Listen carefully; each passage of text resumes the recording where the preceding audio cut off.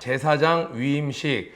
조금 본문 제목이 조금 딱딱해 보일 수 있는데 우리 친구들 생각하면 반장 임명식, 또 우리 목사 안수식, 장로 임직식 이런 것처럼 어떤 자격에 맞는 공식적인 인정을 하는 절차, 그것을 바로 위임식이라고 하는 겁니다. 우리가 앞에서 하나님, 그 위대하신 하나님이 이스라엘 백성과 함께 거하실 수 있도록 그 브릿지 역할을 하는 것이 바로 제사였는데, 그 제사를 담당하는 제사장, 그 제사장은 어떤 자들이 되는 것인가, 그리고 그 제사장들은 어떠한 절차를 걸치며, 그리고 그들은 하나님으로부터 무엇을 요구하는가, 요구받는가, 이것들을 오늘 본문에서 살펴보겠습니다.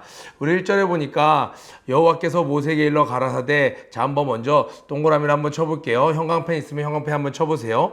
9절에 보니까 여호와께서 모세에게 명하심과 같았더라. 13절에 여호와께서 모세에게 명하심과 같았더라. 17절에 여호와께서 모세에게 명하심과 같았더라. 또 21절에 모세에게 명하심과 같았더라. 또 29절에 여호와께서 모세에게 명하심과 같았더라. 이렇게 말씀하고 계십니다. 35절은 모세가 이렇게 마지막으로 이야기합니다. 너희는 칠 주야를 회막문에 관하여 여호와의 부탁을 지키라. 그리하면 사망을 면하리라. 내가 이같이 명령을 받았느니라. 이렇게 이야기하고 있어요. 그러니까 위임식은 모든 것이 하나님의 주체로, 하나님의 의지대로, 하나님의 방법대로 진행된다라는 것을 우리가 기억해야 됩니다. 인간 입장에서 하는 것은 오직 순종밖에 없습니다. 자, 우리가 생각할 때는 이렇게 중요한 제사가 있단 말이야. 하나님과 우리 사이에 이 브릿지 역할하는 제사를 담당하는 사람? 그러면 우리 저 돈 많은 누가 해야지. 그러면 배운 사람이 해야지. 이거 피곤한 것 같던데 저 몸짱인 저 사람이 해야지. 이렇게 이야기할 수 있는데, 하나님은 딱 구분지어서 이야기합니다. 어떤 사람이요? 아론과 그의 제사장들, 그의 자녀들이 이것을 담당하여 제사장이 됩니다. 아론과 그의 자녀들이 제사장을 담당하고, 이 모든 레위 지파는 제사장이 되는 것은 아니지만 제사장들을 도와서 제사를 섬기는 일을 합니다. 예배 시간에 설교자는 한 명이지만 이 설교자를 도와서 예배를 돕는 자들은 여러 스텝이 있는 것처럼, 레위 지파는 오늘날로 치면 제사장을 도와서, 목사님을 도와서 예배를 섬기는 이 스텝스 같은, 또 다른 어떤 찬양단 같은 여러 가지 역할을 담당하는 그러한 자들로 쓰임을 받습니다. 우리가 여기서 볼 때, 모세가 지금 여기 지도자 아닌가요? 모세가 하면 되지 않을까요? 이렇게 생각할 수 있는데, 레위라뇨. 레위는 중간에 실수도 했잖아요. 레위 지파 사람들, 심지어 아론은 모세가 하나님을 만나러 기도하러 올라갔을 때 사람들의 말에 휩쓸려서 금송아지를 만들고 이렇게 우상 숭배하는데 앞장서기도 했던, 또 수수방관했던 그러한 자인데, 어찌 이 같은 자에게 이렇게 귀한 직분을 맡깁니까? 라고 우리 인간 입장에서는 반문을 할 수도 있지만, 이것이 바로 하나님의 의지입니다. 부족한 자를 들어서 쓰시고자 하는 것. 그리고 우리가 생각할 때 당연히 모세가 제사장이 되는 게 맞는 것 같지만, 그것이 아니고 우리의 생각과 하나님의 생각은 다르다는 거예요. 그런데 중요한 건 이 제사장도 누구의 이야기를 듣고 있는 거예요? 모세를 통해서 말씀하시는 하나님의 말씀. 그러니까 제사장이 생겼다고 해서 제사장이 하나님보다 위가 아니고, 제사장조차도, 가장 중요한 제사를 담당하는 그 제사장조차도 모세를 통해서 말씀하시는 하나님의 명령을 들어야만 하는 것이에요. 그러니까 늘 하나님이 가장 주인 되신다는 거예요. 우리 야곱의 12아들 레위, 여러분 기억할 거예요. 이 레위가 이 동생 사건 때문에 세겜에서 이 동생의 강간 사건을 참지 못하고 그 사람들을 다 속이고 그 단체로 이 살인을 했습니다. 엄청난 잘못을 저질렀는데 그 열심, 여러분 보세요. 여동생이 당해서는 안 될 일을 당했어요. 아닌 건 아니에요. 이 열심, 동생을 향한 이 열정, 이 사랑이 자신의 폭력적인 방법으로 나타나니까 사람을 죽이는 일에 쓰였어요. 그런데 시간이 지나서 조금 전에도 언급했던 그 아론을 중심으로 해서 사람들이 모세를 기다리다가 우상 숭배를 할 때 어떤 일이 있었습니까? 모세가 내려와서 이야기를 합니다. 하나님 편에 선 자들은 일어나라 하는데 사람들이 다 우상 숭배하고 막 취해 있는 거예요.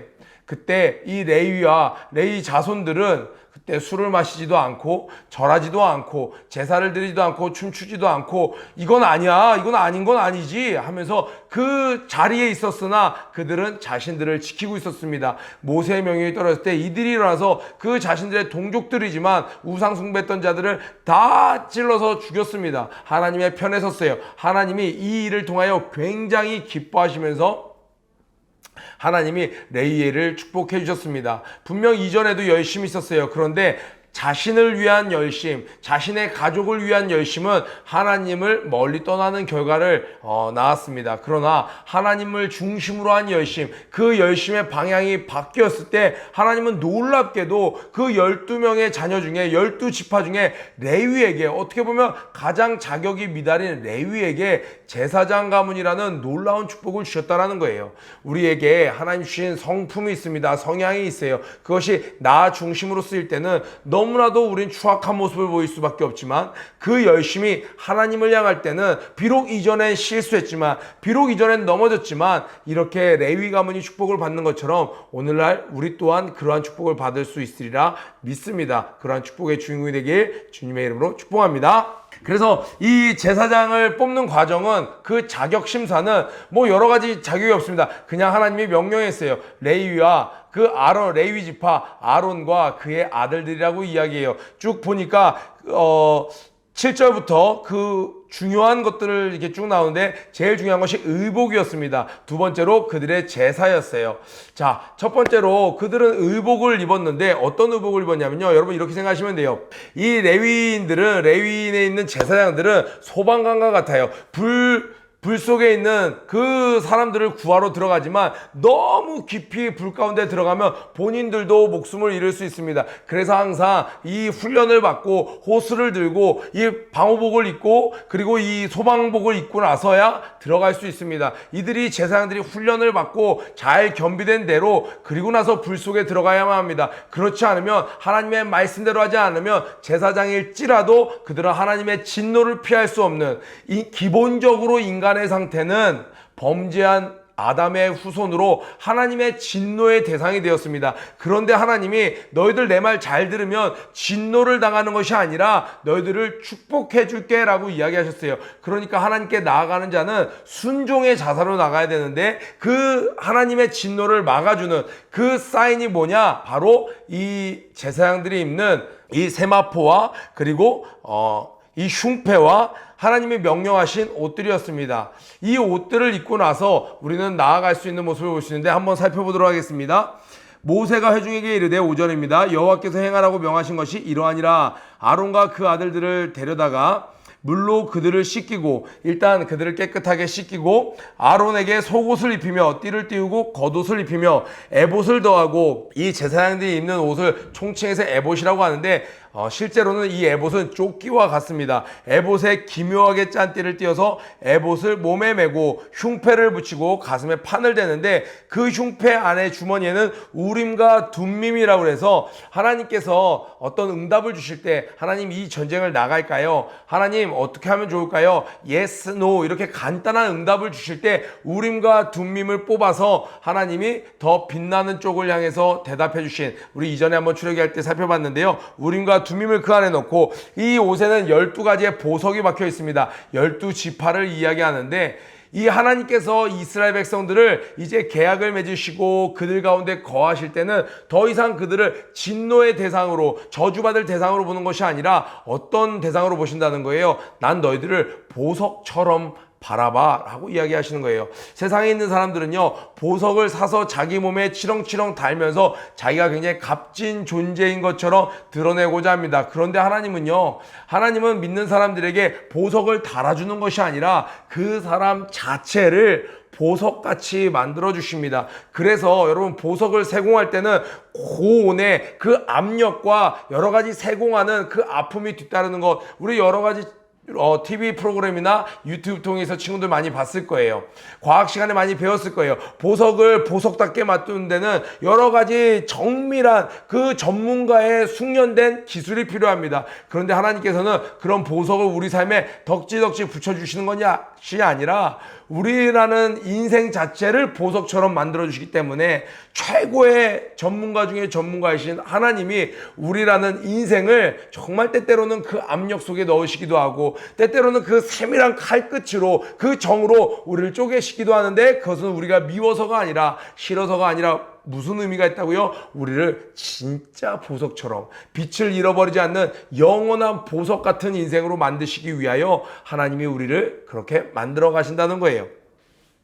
그런데 이 옷을 입는 것을 보니까 하나님께서 이 제사장들의 옷을 입을 때 겉옷만 이렇게 화려한 것이 아니라 속옷을 굉장히 강조하셨습니다. 세마포로 된 속옷을 입었는데 그때 당시에 이 세마포는 너무너무 귀한 옷감이었어요. 오늘날 치면 실크같이 비싸기도 했고 부드럽기도 했어요. 옷감 기술이 발달되지 않았던 그때 사람들은 자신의 신분을 드러내기 위해서 겉옷을 화려하게 입었습니다. 보석을 달기도 했습니다. 그러나 남들이 보지 않는 속옷은요, 거친 옷감으로 대충 만들어 입었어요.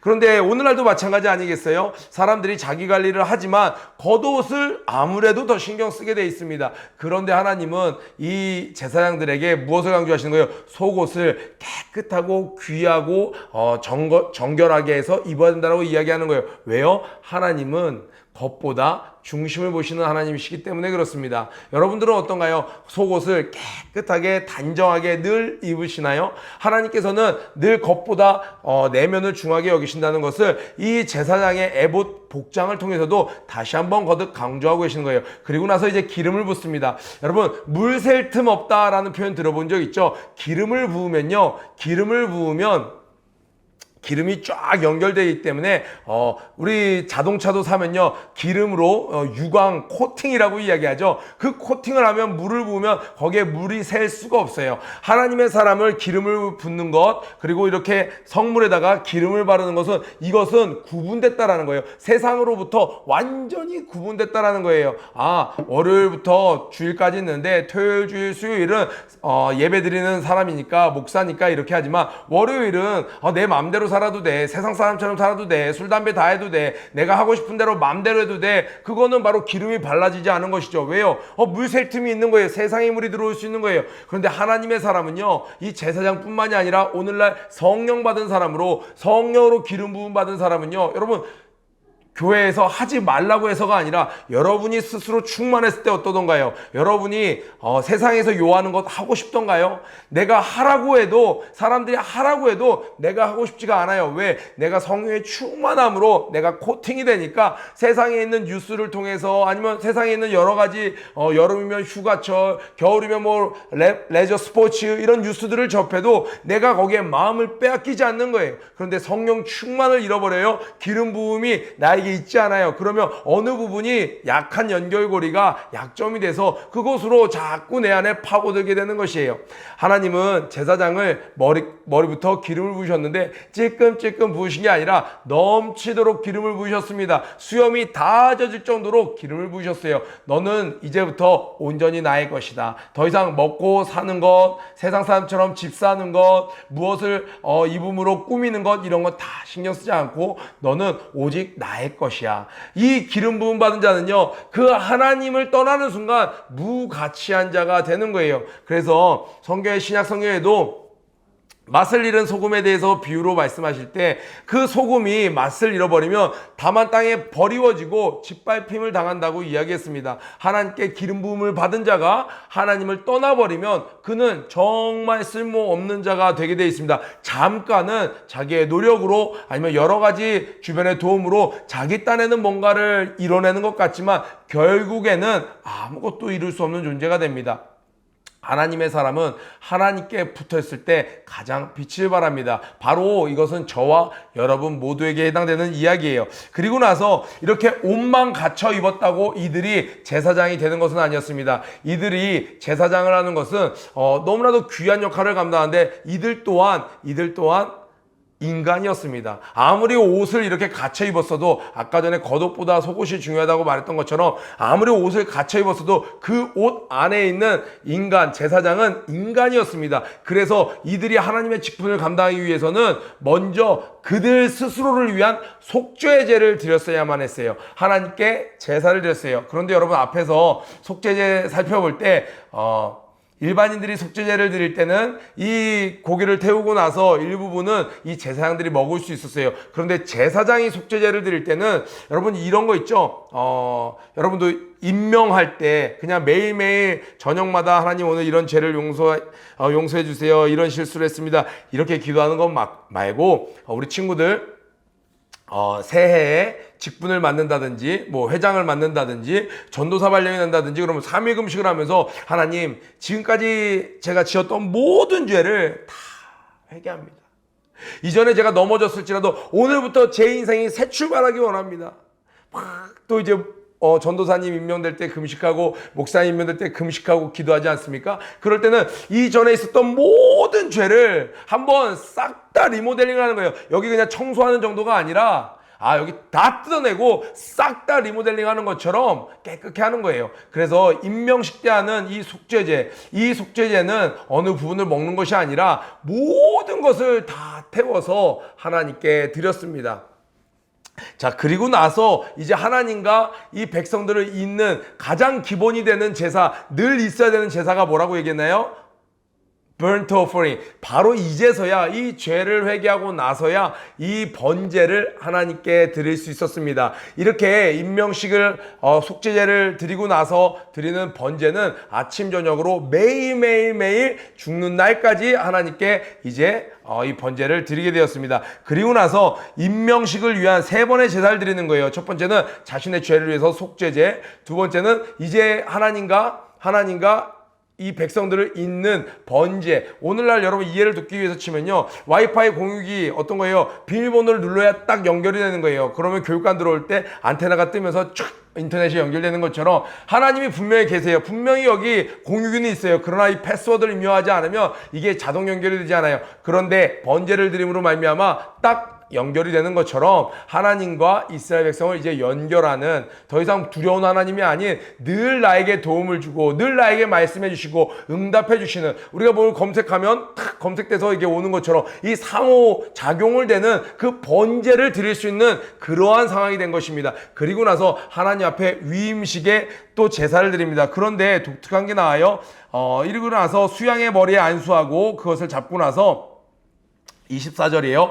오른 귓뿌리와 오른손 엄지가락과 오른발 엄지가락에 그 피를 바르고 그 피를 단 위에 뿌리고 이렇게 이야기합니다. 다른 것들은 다 비슷한데 하나님께 이렇게 흔들면서 드리는 거 요제라고 그러죠. 그리고 또 이렇게 하나님께 들어 올리는 거 거제라고 그러죠. 그래서 우리 두 손을 높이 올리고 찬양하는 거, 이거 하나님 앞에 거제를 드리는 것이죠. 또 하나님 앞에서 춤을 추는 거, 흔드는 것은 요제에 해당되는 거라고 볼 수 있어요. 그런데 여기 오늘 한번 살펴보고 싶은 것은 24절에 3가지입니다. 오른 귓뿌리와 오른손 엄지가락과 오른발 엄지가락, 이렇게 거기에 피를 바르는 거예요. 이것은 무엇을 이야기하냐면 너는 이제 세상의 말을 듣지 말고 나의 말을 들어라 라고 이야기하시는 거예요. 주의 종이 되어서, 제사장이 되어서, 아니 크리스찬이 되어서 하나님의 말씀보다 더 귀 기울이는 것이 있으면 안 된다라고 하나님 말씀하시는 겁니다. 하물며 제사장이 하나님의 음성 외에 다른 것들을 따라가다 보면 여러분 어떻게 됐어요?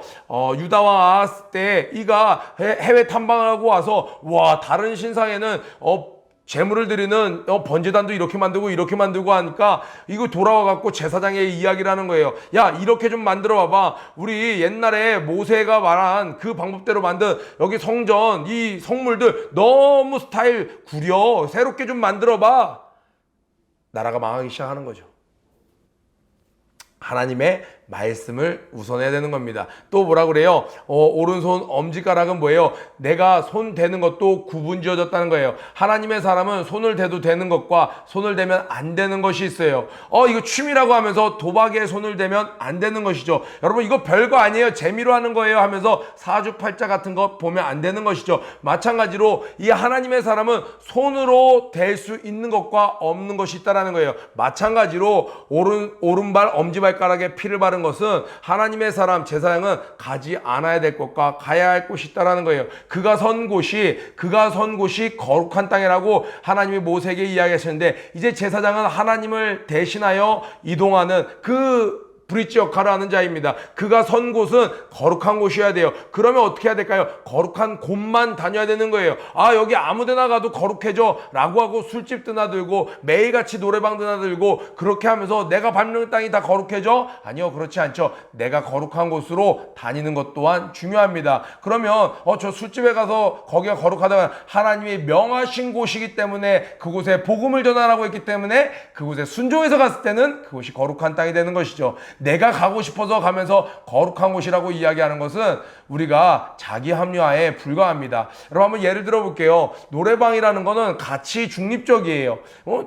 저의 이모님이 제 초등학교 때 노래방을 하셨어요. 그러니까 저랑 제 동생이나 사촌 동생은 늘 일주일에 한 5번은 노래방을 갔던 것 같습니다. 놀랍게도 노래방을 많이 간다고 노래 실력이 좋아지진 않았어요.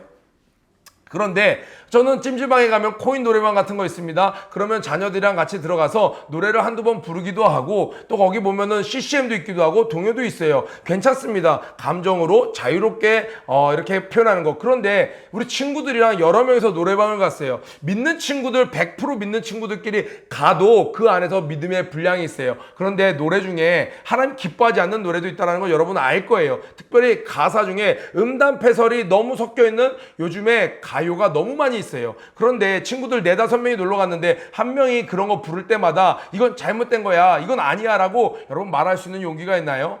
대부분 그러지 못하고 그 노래를 같이 듣습니다. 그렇기 때문에 분명히 노래방 가기 전에는 전 노래방이 나쁘다고 얘기하는 게 아닙니다, 여러분. 만약에 갔는데 다 같이 좋은 노래, 다 같이 흥겨운 노래, 기쁨의 노래, 긍정적인 노래만 부를 수 있다면 너무나도 좋겠죠. 그런데 그 중에 한두 명이 꼭 상처받은 한두 명이 연애하다가 헤어진 아이들이 이상한 노래를 부르면 분위기가 다 이상해지는 거예요. 그러니 할 수만 있다면 가는 것이 나쁜 것은 아니에요. 때때로는 어쩔 수 없이 가는 경우도 있을 거예요. 그런데 기호생활처럼 자주 노래방에 가면요, 어느 날 원치 않게 한번 부르지도 않고 남이 부르는 걸 들었던 노래로 내가 다운될 수도 있다는 것 또한 여러분이 기억하시면 더욱 좋을 것 같습니다.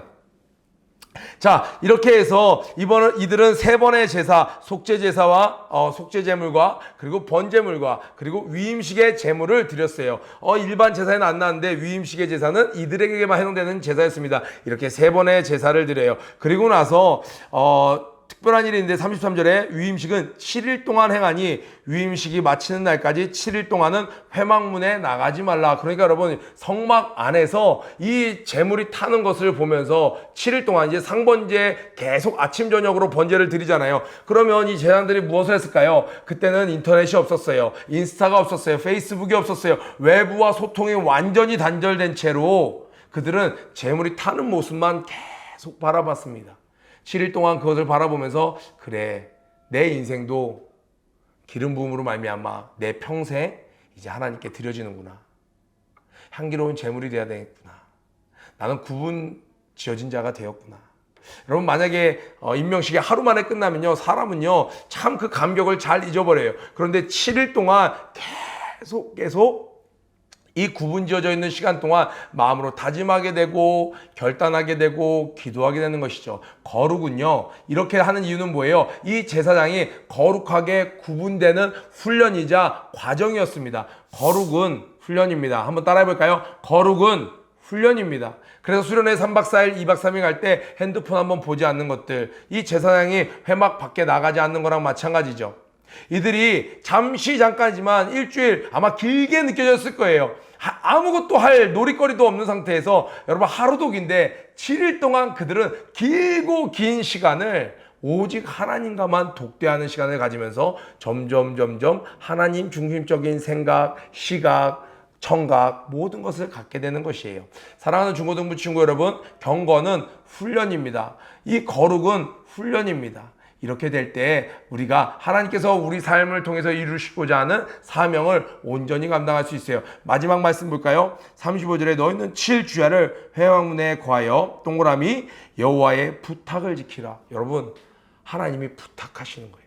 하나님이 우리를 귀찮게 하려고, 번거롭게 하려고, 이 에봇을 만들라고 이야기하고, 세마포를 만들라고 하고, 힘들게 하려는 게 하나님 목적이 아니고, 이렇게까지 해서 너희들이 구분지어지길 바란다. 그래서 너와 나의 관계를 화목하게 늘 만들어주길 원한다. 제사장들아, 이거 힘든 일이야. 그래, 알아. 인간의 몸으로 이거 하기 쉽지 않겠지. 그러나 내가 부탁할게. 그 마음 아시겠어요? 나라를 지키러 군대에 가는 그 자녀들 누가 보내고 싶겠습니까? 그러나 부탁할게. 가서 멋진 사나이로 거듭나다오. 그래야 우리나라의 국방이 튼튼하단다 하는 것처럼 지금 하나님은 이 제사장을 임명하면서도 아버지의 사랑의 마음으로 부탁하고 있는 거예요. 오늘 하나님이 저와 여러분에게 부탁하는 것, 우리 기쁨으로 순종해보면 어떨까요? 우리 한번 말씀 묵상하면서 승리하는 하루 되길 주님의 이름으로 축복합니다. 구호 외치고 기도에 마치겠습니다. 구호 준비! 런 앤 플레이 시작! 음부의 권세가 감당하지 못하는 하루가 되자. 오늘도 승리하세요. 퍼포서스 여러분, 오늘 하나님께 낙탐으로 기도로 하루를 잘 시작하셨나요? 하루의 시작과 끝을 무릎으로 하나님께 겸손히 나아가는 여러분들이 되시길 바랍니다. 더불어 오늘 큐티 말씀을 통하여 깨달은 점과 결단한 점을 댓글로 함께 나눠주세요. 그럼 오늘 하루도 승리하세요.